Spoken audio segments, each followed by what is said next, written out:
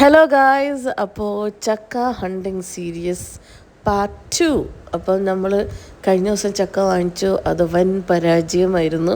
നമ്മൾ അതുകൊണ്ടൊന്നും തളർന്നില്ല. നമ്മളിത് അടുത്ത ചക്കയായിട്ട് വീണ്ടും വന്നിട്ടുണ്ട് ഗൈസ്. ഇപ്രാവശ്യം ഞങ്ങൾ ബുദ്ധിപരമായി നീങ്ങി ഞങ്ങൾ മുറിച്ച ചക്കയാണ് വാങ്ങിച്ചുകൊണ്ട് വന്നത്.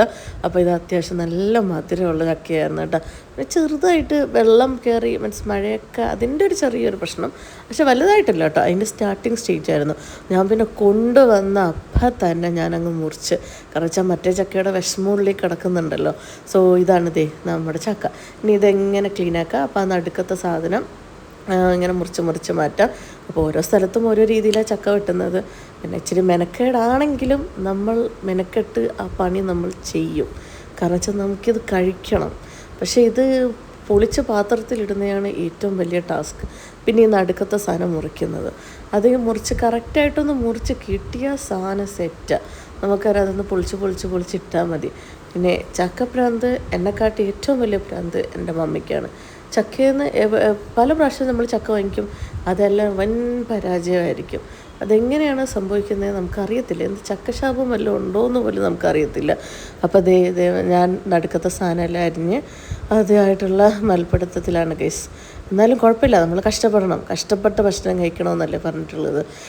ഇതാണ് ഞങ്ങൾ പൊളിച്ചാൽ നടുക്കത്തെ സാധനം മാറ്റി കഴിയുമ്പോൾ ചക്ക നമുക്ക് ഇങ്ങനെ എടുക്കാം. ഇനി നമുക്ക് ഇതിങ്ങനെ പൊളിച്ച് പാത്രത്തിലോട്ടിടണം. ബട്ട് നമ്മളാദ്യം നമ്മുടെ കൊതി തീർക്കണമല്ലോ. അങ്ങനെ ചക്ക ഓരോന്നോരോന്നേരമായിട്ട് നമുക്കിനെ കഴിച്ച് നോക്കാം.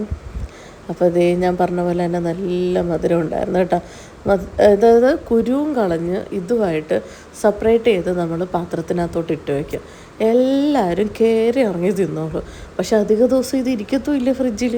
ഒരു കൂടിപ്പോയാൽ ഈ ചക്ക തീരാനായിട്ട് എൻ്റെ ഒരു കണക്ക് കൂട്ടൽ വെച്ചിട്ട് ഒരു 3 ദിവസത്തിൻ്റെ ആവശ്യമുള്ളൂ. അത് കയറി ഇറങ്ങി ഞങ്ങൾ തിന്നും. കാരണം വെച്ചാൽ ഞങ്ങൾക്ക് കൂഴച്ചക്ക വലിയ താല്പര്യമില്ല, പക്ഷേ വരിക്കച്ചക്ക ഞങ്ങളുടെയൊക്കെ ഓൾ ടൈം ഫേവറേറ്റാണ്.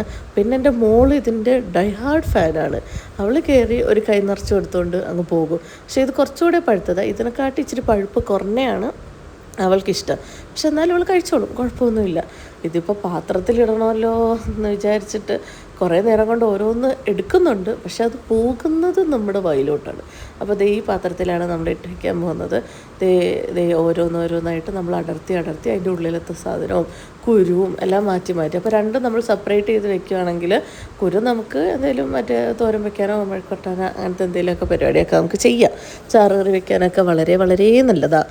പിന്നെ നമ്മുടെ ചെമ്മീൻ തീയലൊക്കെ ഉണ്ടാകത്തില്ല, അതൊക്കെ ചക്കക്കുരു ഇട്ട സൂപ്പറാണ്. അപ്പോൾ ഓരോന്നോരോന്നായിട്ട് നമുക്ക് പറക്കി ഇടാം. പിന്നെ ചക്ക വെച്ചിട്ട് ചക്ക ഷേക്ക് ഉണ്ടാക്കാം. ചക്ക പായസം ഇവിടെ നന്നായിട്ട് ഓടും കേട്ടോ.